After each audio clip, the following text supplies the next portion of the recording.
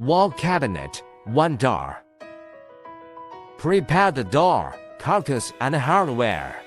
Fix the clinches in the holes of the 2 side panels. Fix the doors in the holes of all the panels. Install the top-bottom panel with the side panel. Install the back panel.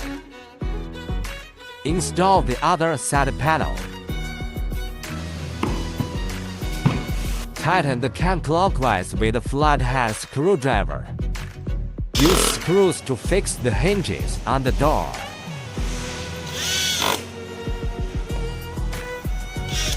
Fix the door on the carcass.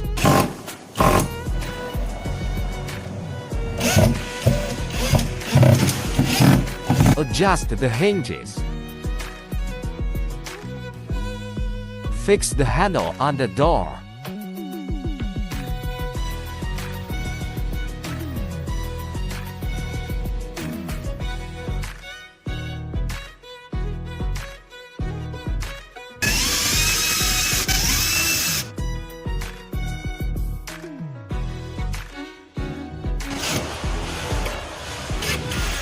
Fix the adjustable shelf and use the hole plugs to cover the exposed holes.